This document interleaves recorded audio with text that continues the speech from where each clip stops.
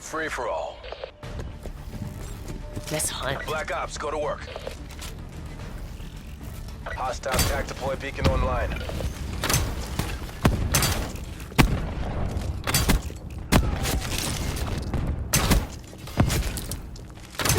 EPU flying. Start, ready to deploy.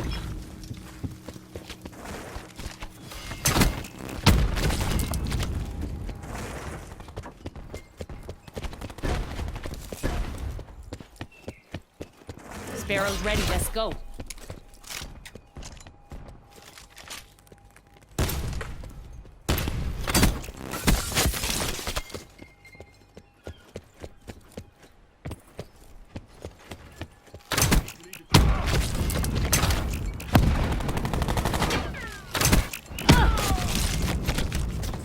Let's hunt.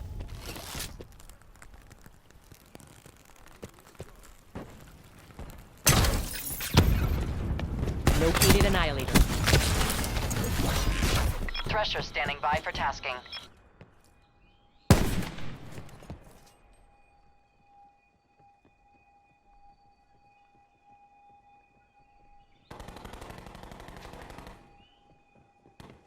Annihilator.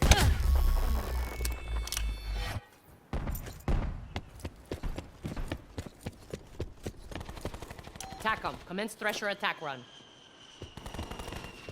This is Defender 3-9, commencing attack. That's a miss. Dart fail. Hostile RCXD spotted. Knocking arrow. Defender 3-9, engaging squatters.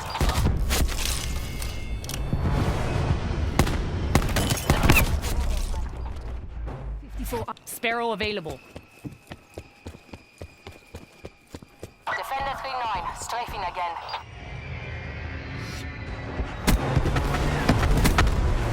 Double splash. Seraph shutdown. Defender 3-9, engaging squatters.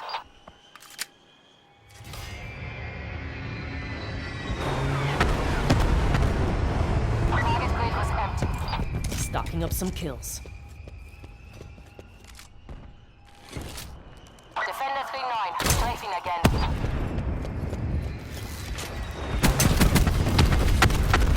Defender 3-9, double delete. Shedding lead. Dart ready to deploy.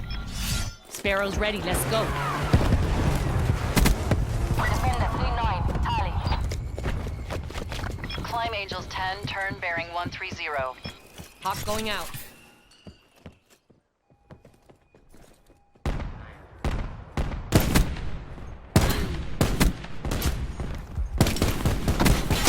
Smoke check.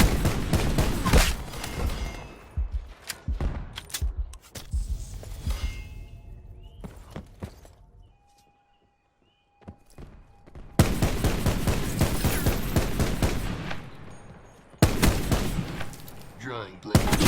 Shut down Shadow Blade.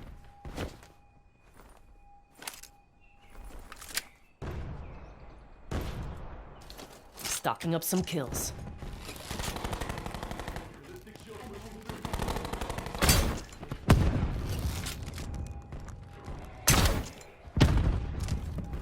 Sparrow available. Hostile RCXD spotted.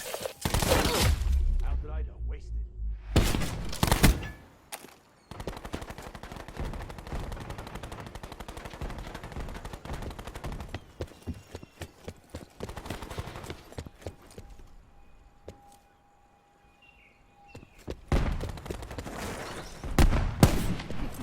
Deploying bow.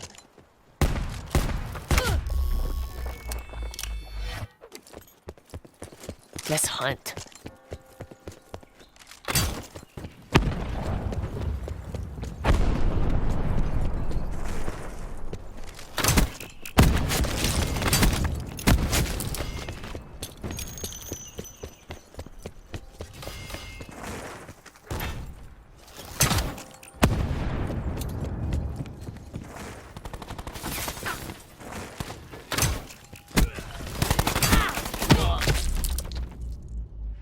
Sparrow ready.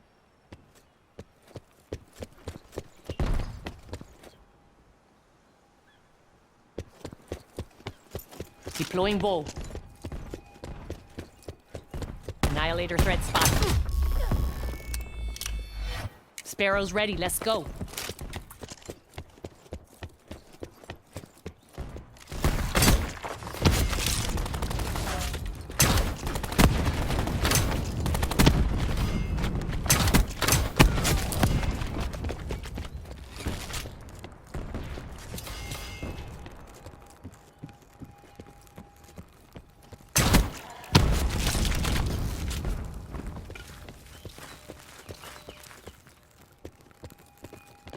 CPU flying. Located annihilator.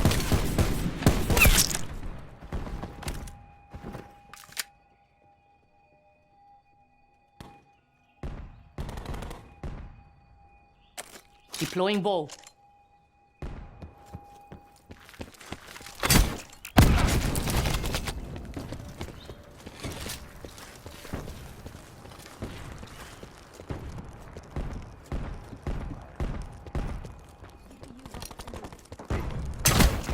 CPU flying. Pressure awaiting CPU. orders. CPU flying. Sparrow available.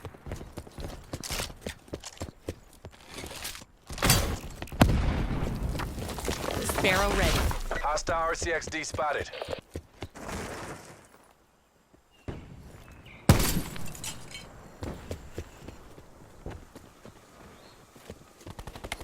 Knocking arrow.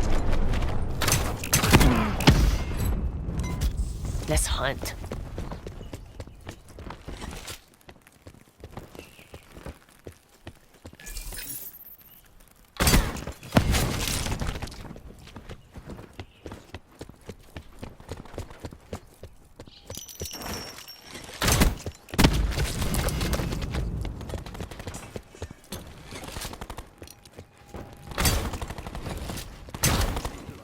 Sparrow ready.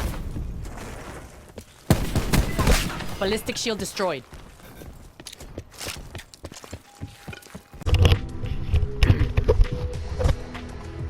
And in different avenues, tripping my revenue. Don't see me ever lose. I jump hurdles like kangaroos. Please say this thing at the big screen's good.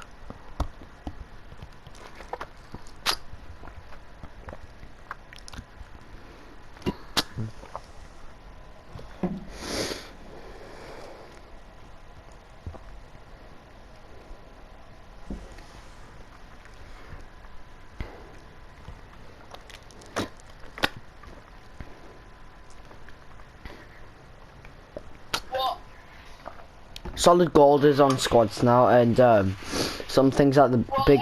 I'm on with Betty. Oof, and yeah, there's something at the big screen. What is it? I don't know, but I'm gonna watch it now. Okay.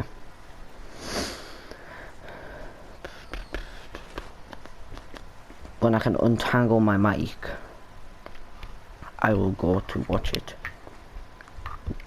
No, just screw it.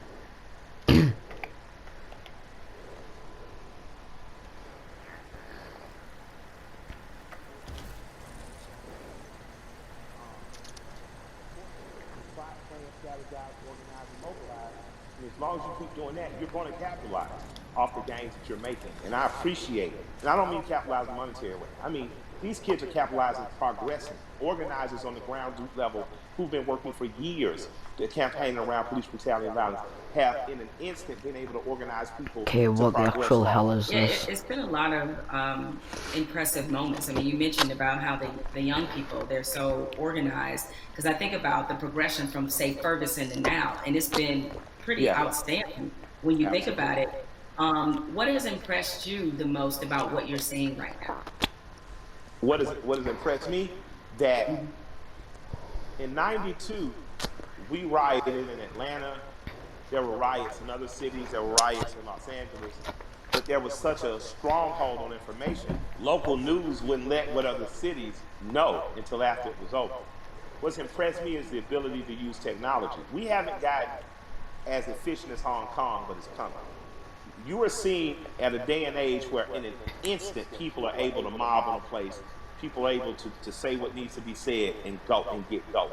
You're seeing in an instant what our grandparents were able to do. Like we have a house party app in which people can sit down on that house party app. You can organize with those 8 people to know what are we going to do in school, what are we going to do in local school boards, what are we going to do with city council. Our grandparents used to have to do that in the basement. Now you're able to do it over your phones and organize effectively and immediately. So I'm impressed by the level of organization I've seen. Because when I was an organizer at 15, 16 years old, we'd have to literally meet for 30 days to plan something that you might strike that might be 3 hours or even 30 minutes, but you're constantly there. These kids are able to do it, and these young people and these organizers are able to do it in a blink of an eye. But that only happens when you train like Floyd Mayweather. Organizers are like Mayweather. They never not train, you know, and I think that these are the people, again, that we should be looking to follow in these times. But you dropped the mention of the House Party app. Mike, are you on House Party? You use it? I just found out about it. I got the cool people in my life hit me to what's new. The 2 apps I'm most interested in right now are House Party, and there's an app called Combos that allows me to speak directly back and forth with people. That's a lot cooler than sometimes Twitter where stuff gets lost in translation. But you know, I'm still over there tweeting with the angry moms and dads. Shouts out to the old folks. I think about where activism was on this issue in particular when Ferguson happened, and looking at it now, and while you know there was definitely a lot of positives that came out of Ferguson, particularly the Black Lives Matter movement, seeing the level and the difference is that, you know, clearly there was a lot of lessons learned there, and they've applied them now. And so it definitely seems much more cohesive, and that's been impressive. What has impressed you about what you're seeing, especially from these young people who really have seemed to seize this moment? What I've seen be most beautiful about this time is kids have the ability to adjust and move and be like water. They're truly plotting, planning, strategizing, organizing, mobilizing. The skateboard kids came in. Usually you would see in the 60s, black people look like me. We'd make public protests. We'd get our heads split open. Sympathetic whites and allies and people who truly believe in freedom, justice, and equality entered the stage. Now, not only are you beating black people, you're dragging off white people. And it became a tapestry, a unified front to give us our most basic civil rights and acknowledge our human rights. That tapestry is happening again, and it's happening in a bigger and better way. I was talking about those skateboard kids. I saw those kids first come in as defenders. When police were hacking with people with batons, they held up the skateboards to protect them. Most kids who skateboard, my kids skateboarders, most skateboard kids in South don't look like me, right? But I saw the skateboard community literally come in and save protesters from beatings, and then they got really frisky and they started attacking back. And I was like, this is, although I don't want violence in the streets because those kids deserve to grow to be adults without being soldiers against the state that their parents pay taxes to. It impressed me that the proletariat showed government that you work for us. And in this moment, we are exercising our right to make public display of the evil that has happened. It makes me proud that I live in a country that has long promised equality, rarely given it to people who look like me, people who don't look like me defending. You made an interesting note and observation about the skateboard crew. And I think anybody who's watching has noticed that it's not just black people who are out here protesting. No, it's not. It's a tapestry of people. It's a tapestry of people. The Amish. The Amish. Yeah. Wasn't that crazy? I didn't even know the Amish saw the news. I was thinking, who told them? Right? I was like, I didn't. Right? I was so impressed though. I was so thankful. My heart was filled with joy. Yeah, so you're seeing all these different types of people that you never thought this issue would resonate with them. It kind of reminds me of your music. Your music is unapologetically pro-black, unapologetically, yeah, right? Absolutely. But yet, when you look at a Killer Mike fan, it's across multicultural section of people Why do you think your music is able to resonate that way, despite the fact that you are also clearly talking to your people? Yeah, I'm proud to be me. I like me. I like black people. I'm not making no excuses. I'm not making no apologies coming in the door. I love us. I am in love with us. And because I love me, it has nothing to do or affecting my love of others. I have a very good friendship with East Indian cousins, Raj and Neil. They own the store right next to Walters on what's happening. So if you're from Atlanta, you know about Walters. If you're a big guy from Atlanta, you know about, the store right next door. These guys have always just been good to me. Raj went to India. He came back, brought my wife incense, these beautiful little elephant characters. He's proud to be Indian. I've learned about being Indian from my Indian friends. When you're truly who you are, how could you be offended? How could you not love it or like it? Like, man, I'm a part of the original people on earth. I'm from the continent that birthed all humanity. I think when you wear that proudly and unapologetically, and not from a place of needing someone to be below you, there's no reason for people not to like me. I like you. I got plenty of heroes that don't look like me. There's a portrait of John Brown on my wall in my basement. I thought he's a hero. He doesn't have to look like me. You know what I mean? But I refuse to act like people who look like me aren't great. I didn't say good. I didn't say good enough. I didn't say equal. I said great. I'm from a great and mighty people. And if you can't accept that, then maybe I'm not for you. But I believe that because I am simply who I am, I believe that that gets accepted. Because you know what? I remember being on a tour bus, and I'm on there with a bunch of Northeasterners because of course, my rap partner's a white guy from Brooklyn. And we're on there and watching Swamp People, and everybody's laughing. And I come up and stagger into the front, and I look at it, and I start smiling, and I look at the room and say, I got more in common with them than any of y'all. And I just walk to the back. Now, because it's the truth. I'm a Southern boy. My grandparents from Alabama and rural Georgia. I grew up more like people on those shows. So I think across cultural lines and across racial lines, people identify with me, but just because I'm your typical American guy. And I have some special things. I'm not going to deny that I'm special. I was a smart kid, went to Morehouse, had an understanding of some cool stuff. I married a beautiful woman, that helps, But I think that ultimately what resonates with people is that I'm a regular guy. One of my best friends in the world is a white guy from Brooklyn. So I think that people understand that I have the ability not to look past your race or ethnicity, not to look past who you are culturally, but to look at it and love it and learn from it without wanting to co-opt it or be it. What you're talking about in a very succinct and robust way is really allyship. And that's been a word that, you have it sounds like you have a lot of really great allies that are in your life. Now in this moment, I've gotten the question constantly, I assume you have too, about how to be an ally. What do I have to do? Right? I've had so many conversations with white people, like really good friends of mine in the last 2 weeks. Where all right, guys, I appreciate your enthusiasm, but hold on. Hold on a second. Relax. But nevertheless, that being said, is that what would you say to somebody who wants to not only be an ally but be a good ally? If you want to be a good ally in this moment, white corporation, white person with the means, that's a worthy allyship. On a ground level, if you're just working hard every week, you don't know what to do, you're an electrician, you're a plumber, grab one young man who doesn't look like you, a young woman, and teach them that trade. That's allyship.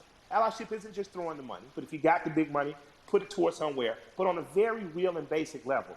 My son had an accident with a man named Keith. I bought my son a car.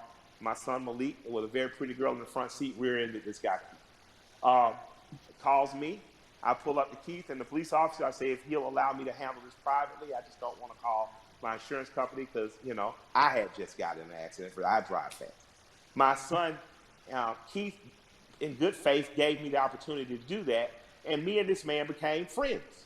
I'm literally friends with this white man who told me about Atlanta pre-white flight and desegregation, who's taught me about fatherhood and the importance of presence in your child's life.